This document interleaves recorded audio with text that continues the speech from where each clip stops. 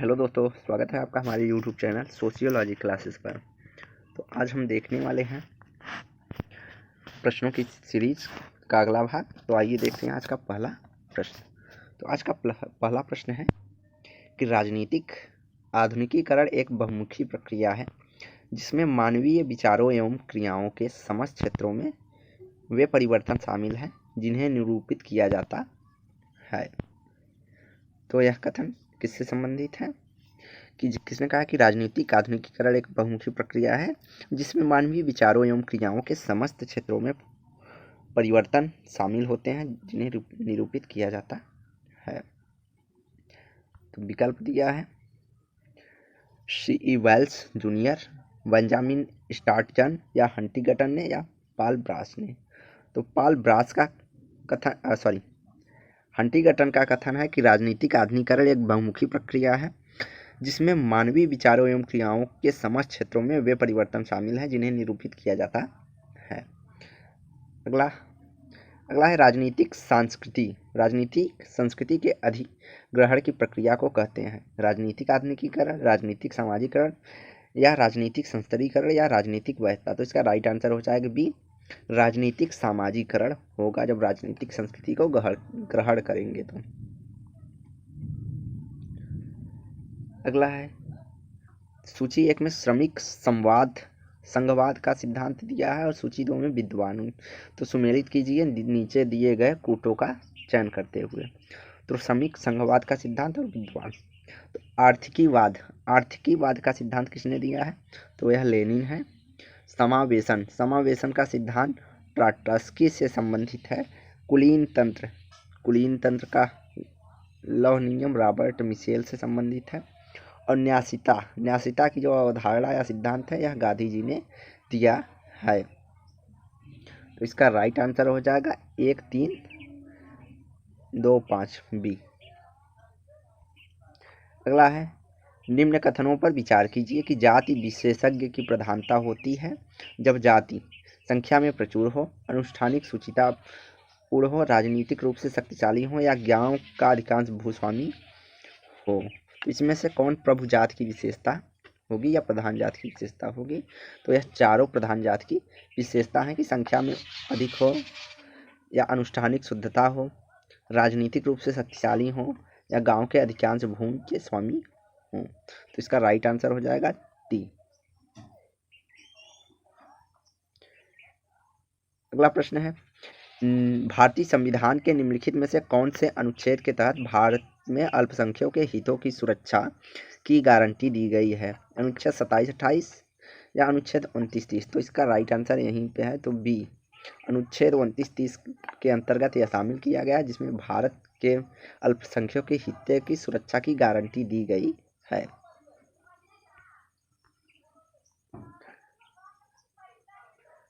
अगला है समेकित ग्रामीण विकास कार्यक्रम के तहत महिला लाभग्राहियों के कितने प्रतिशत को लक्ष्य बनाया गया है? तो जो समेकित विकास ग्रामीण कार्यक्रम था उसके अंतर्गत महिलाओं को लाभ कितने प्रतिशत तक लक्ष्य बनाया गया, कितने प्रतिशत तक उसमें महिलाओं को लाभ दिया जाएगा? इसका राइट आंसर हो जाएगा 30% तक होगा, जिसमें समेकित ग्रामीण विकास कार्यक्रम के तहत जो भी योजनाएं आएंगे उसमें से 30% महिलाओं के लिए होंगे। अगला भारतीय संविधान के किस अनुच्छेद में उन कानूनों की चर्चा की गई है जिनकी वैधता मौलिक अधिकारों से तथाकथित असंगति के आधार पर किसी भी न्यायालय में बहस का विषय नहीं हो सकती? तो अनुसूची 9 के जो विषय हैं उनमें न्यायालय में किसी भी तरह की बहस नहीं की जा सकती है। अगला अनुच्छेद 332 का विषय क्या है? लोकसभा में अनुसूचित जातियों एवं जनजातियों के लिए आरक्षित स्थान, राज्य की विधानसभाओं में अनुसूचित जातियों तथा अनुसूचित जनजातियों के लिए आरक्षित स्थान या 30 सालों के बाद आरक्षित स्थानों पर विशिष्ट प्रतिनिधित्व की समाप्ति या लोकसभा में एंग्लो इंडियन समुदाय का प्रतिनिधित्व। तो इसका राइट आंसर हो जाएगा बी, अनुच्छेद 32 के अंतर्गत राज्य की विधानसभाओं में अनुसूचित जातियों तथा अनुसूचित जनजातियों के लिए आरक्षित स्थान की बात कही गई है। अगला प्रश्न है छात्रवृत्तियों शिक्षण संस्थाओं में आरक्षण द्वारा अनुसूचित जातियों के शैक्षिक उत्थान के लिए भारतीय संविधान के किस अनुच्छेद में यह प्रावधान किया गया है कि छात्रवृत्तियां अर्थात शिक्षण संस्थाओं में जो अनुसूचित जाति एवं जनजाति के बच्चे हैं उनको स्कॉलरशिप या अन्य सुविधाएं प्रदान की जाएंगी। तो इसका राइट आंसर भी हो जाएगा। अनुच्छेद 16(4) में इसकी चर्चा की गई है कि शिक्षण संस्थानों में अनुसूचित जातियों एवं जनजातियों को आरक्षण के प्रावधान हैं। अगला, भारतीय संविधान के तहत अनुसूचित जातियों के शैक्षिक तथा आर्थिक हितों के उन्नयन हेतु निम्नलिखित में से किस प्रावधान में किया गया है? क्या भारतीय संविधान के तहत अनुसूचित जातियों के शैक्षिक एवं आर्थिक हितों का प्रावधान उद्देशिका में, नीति निर्देशक तत्वों में, 8वीं अनुसूची में या अनुच्छेद 18 में? तो इसका राइट आंसर बी हो जाएगा। नीति निर्देशक तत्वों में अनुसूचित जातियों एवं जनजातियों के शैक्षिक एवं आर्थिक हितों के लिए उन्नयन यथा चर्चा की गई है। अगला है, सूची 1 को सूची 2 से सुमेलित करना है दिए गए कोटों के अनुसार। पहले वन में सूची में विद्वान है, दूसरे में परिवर्तन का सिद्धांत। तो पहला कार्ल मार्क्स है, तो कार्ल मार्क्स के परिवर्तन का सिद्धांत है द्वंद्वात्मक है। देखते हैं अभी आगे। हर्बर्ट स्पेंसर, जो हर्बर्ट स्पेंसर का सिद्धांत है वह जैविकी सिद्धांत है और चक्रीय सिद्धांत से स्पेंगलर संबंधित है। तो चक्रीय सिद्धांत से स्पेंगलर संबंधित है और द्वंद्वात्मक भौतिकवाद से कार्ल मार्क्स संबंधित। कार्ल मार्क्स, और यह है चक्रीय सिद्धांत।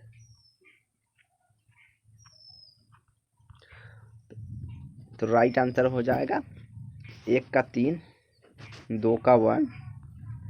तो इसका राइट आंसर होगा डी। अगला प्रश्न है, सामाजिक परिवर्तन में चमत्कारिक नेतृत्व की भूमिका पर निम्नलिखित में से किसने जोर दिया है? सोरोकिन ने, पैरेटो ने, मैक्स वेबर ने या रजनी कोठारी ने? तो चमत्कारी नेतृत्व या सत्ता की बात कौन करते हैं? Max weber. अगला, निम्न कथनों पर विचार कीजिए। काम्टे का सकारात्मक सिद्धांत, दुर्खिम का श्रम विभाजन सिद्धांत, स्पेंसर का जैविक अनुरूप सिद्धांत। तो इसमें से क्रमवार सही क्रम में लगाना है। तो इसका राइट आंसर ये हो जाएगा 1, 2, 3, अर्थात तीनों क्रम में ही। सबसे पहले काम्टे ने सकारात्मकवाद का सिद्धांत दिया, उसके बाद दुर्खिम का श्रम विभाजन का सिद्धांत, उसके बाद जैविक अनुरूप का सिद्धांत है। अगला है, निम्नलिखित में से किस स्रोत में आकबर्न का यह विचार है कि प्रक्षेत्र से उधार लिया गया है कि परिवर्तन सबसे पहले भौतिक तकनीकियों में होता है? अर्थात किससे उन्होंने यह देखकर प्रतिपादित किया कि जो परिवर्तन होता है वह भौतिक तकनीकियों में होता है? मार्क्स के प्रत्यक्षवाद, सेंट साइमन और कोंडोरसेट से अप्रत्यक्ष रूप से। मार्क्स से प्रत्यक्ष रूप से प्रभावित थे और सेंट साइमन और कोंडोरसेट से अप्रत्यक्ष रूप से, या सेंट साइमन से प्रत्यक्ष, मार्क्स से अप्रत्यक्ष, कोंडोरसेट से प्रत्यक्ष, मार्क्स से अप्रत्यक्ष, या गैब्रिएल टार्ड से प्रत्यक्ष। तो इसका राइट आंसर हो जाएगा ए। आकबर्न ने यह विचार मार्क्स से प्रत्यक्ष रूप से प्रभावित होकर और सेंट साइमन और कोंडोरसेट से अप्रत्यक्ष रूप से प्रभावित होकर भौतिक तकनीकियों कहा कि सबसे पहले परिवर्तन भौतिक तकनीकियों में होता है। और तकनीकी विलंबन की एक अवधारणा है, वह मैकाइवर से संबंधित है। वहीं आकबर्न कल्चरल लैग की बात करते हैं, सांस्कृतिक पिछड़ापन की। तो निम्नलिखित पर विचार कीजिए। सामूहिक क्रिया, नेतृत्व, विचारधारा, संतुलन की पुनर्स्थापना, हित। तो उपरोक्त में सामाजिक आंदोलन के लक्षण हैं। उपरोक्त कथनों में सामाजिक अनुसंधान के लक्षण के अंतर्गत शामिल किया जाता है। तो जो है सामूहिक क्रिया होती है, नेतृत्व होती है, एक विचारधारा के अंतर्गत आंदोलन होते हैं और संतुलन की पुनर्स्थापना होती है। लेकिन यह हित ना होकर सामूहिक हित की बात होती है, सामूहिक हित की बात होती है। तो पांचवा नहीं होगा क्योंकि यह अस्पष्ट तौर पे दिया है और यहाँ विकल्प में 4 ही ऑप्शन सेलेक्ट करने हैं। तो राइट आंसर हमारा सी हो जाएगा, 1, 2, 3, 4। निम्नलिखित कथनों पर विचार कीजिए, कौन सा युग्म सही रूप से सुमेलित है? पिछड़ी जाति आंदोलन बहराम जी मालाबारी या सुमेलित सही रूप से नहीं है। महिला आंदोलन भारत सरकार अधिनियम, यह भी सही नहीं है। और इसके बाद दिया है अपना सामाजिक सुधार आंदोलन रामकृष्ण मिशन, भक्ति आंदोलन एनी बेसेंट। तो भक्ति आंदोलन से एनी बेसेंट शामिल नहीं है, ये भी समाज सुधारक है। और सामाजिक सुधार आंदोलन रामकृष्ण मिशन या सुमेलित है। अगला, निम्नलिखित में से किस एक का विरोध करना गुजरात के खेड़ा आंदोलन 1919 में प्रथम लक्ष्य था? कर मूल्यों में अचानक वृद्धि, महाजन वर्ग या आदित्य बेगार। तो इसका राइट आंसर ये हो जाएगा कर वृद्धि का विरोध हुआ था उस समय खेड़ा आंदोलन के तहत, जो कर में वृद्धि की थी उसका विरोध किया गया था। निम्नलिखित पर विचार कीजिए, प्राचीन समाज, सामंती समाज, आदिवासी समाज या एशियाटिक समाज। तो कार्ल मार्क्स के अनुसार उपरोक्त में से सही विकासवादी चरण क्या होगा? तो सही विकासवादी चरण के अंतर्गत हो जाएगा, पहले आ जाएगा प्राचीन समाज, फिर आदिम समाज नंबर 1, 2 आदिम समाज, फिर एशियाटिक समाज, फिर उसके बाद सामंती समाज, फिर इसके बाद पूंजीवादी समाज, फिर उसके बाद साम्यवाद की समाज की चर्चा कार्ल मार्क्स करते हैं। तो इसका राइट आंसर हो जाएगा डी। अगला प्रश्न है, राष्ट्रीय स्तर पर वैधानिक संस्था की किस तरह महिलाओं के लिए राष्ट्रीय आयोग की स्थापना निम्नलिखित में से किसके लिए की गई है? महिलाओं के लिए संवैधानिक तथा विधिक सुरक्षा की समीक्षा हेतु, महिला पुरुष में सामाजिक भेदभाव के आधार पर अंतर का उन्मूलन करने हेतु, या महिलाओं पुरुष में सामाजिक भेदभाव के आधार पर महिलाओं के प्रति पूर्वाग्रह का उन्मूलन करने हेतु, या महिलाओं की परिस्थिति सुधार के लिए। तो राष्ट्रीय स्तर पर संवैधानिक संस्थाएं जो महिलाओं के लिए राष्ट्रीय आयोग का निर्माण किया गया है वह महिलाओं की स्थिति परिस्थिति में सुधार करने हेतु आया है। अगला, निम्नलिखित में से कौन सी विशिष्टता मनुष्यों की बाकी प्राणियों से प्रभेद करती है? सीधा खड़ा होने की क्षमता, वातावरण का अनुकूलन करने की क्षमता, औजार बनाने की क्षमता, या एक समूह में रहने की क्षमता। तो यहाँ पे हो जाएगा सर्वप्रथम सीधा खड़ा रहने की क्षमता मनुष्य को अन्य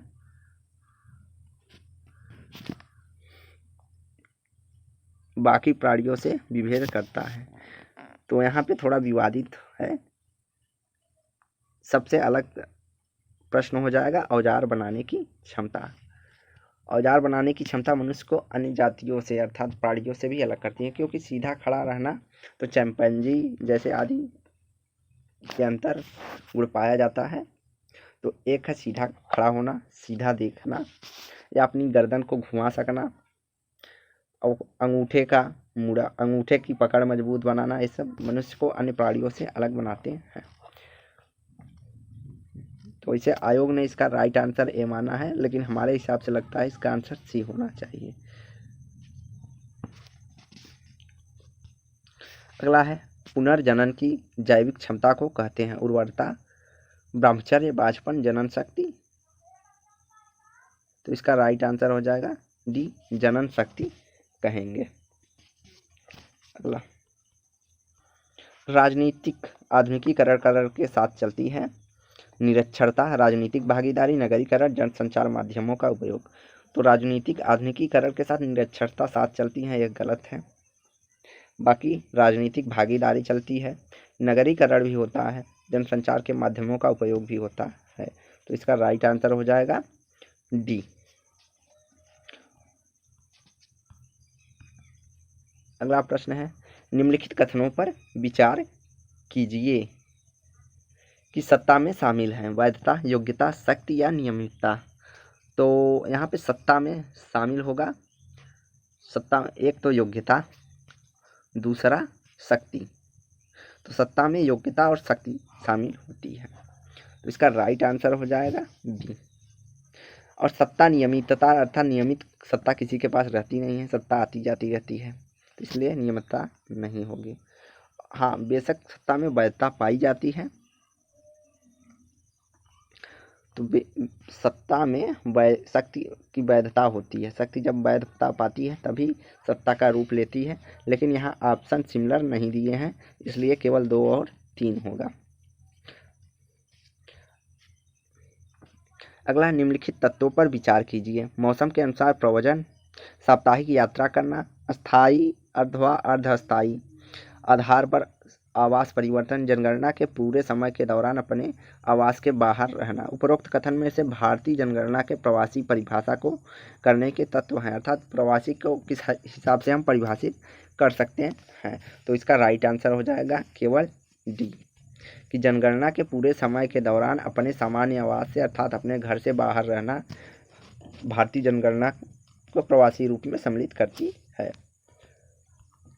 अगला, अंतर्विवाही और समतामूलक सामाजिक संबंधों को शामिल करते हुए निम्नलिखित में से किसमें सभी स्तरों के सदस्यों के बीच सहयोग करने की स्वतंत्रता होती है। सभी स्तरों के सदस्यों के बीच सहयोग करने की स्वतंत्रता होती है। तो इसका राइट आंसर हो जाएगा, खुले वर्ग में ऐसी विशेषता है कि आप उच्च से लेकर निम्न वर्ग के लोगों के साथ सहयोग की कामना कर सकते हैं, लेकिन जाति जैसे बंद समुदाय में ऐसा नहीं कर सकते हैं। अगला है आज का आखिरी प्रश्न, निम्नलिखित आर्थिक इकाइयों में आय के स्तर पर असमानता को निम्नलिखित में से किससे मापते हैं। आपूर्ति वक्र से, मांग वक्र से, या मूल्य वक्र से, या लॉरेंज वक्र से। तो आर्थिक इकाइयों के आय स्तर में असमानता को मापने के लिए लॉरेंज वक्र का प्रयोग किया जाता है। तो वीडियो को लाइक एंड शेयर करें, चैनल को सब्सक्राइब करें और डेली सोशियोलॉजी क्विज के लिए आप हमारा टेलीग्राम चैनल ज्वाइन कर सकते हैं, जिसका लिंक डिस्क्रिप्शन बॉक्स में प्रोवाइड किया जाता है। तो वीडियो को देखने के लिए धन्यवाद।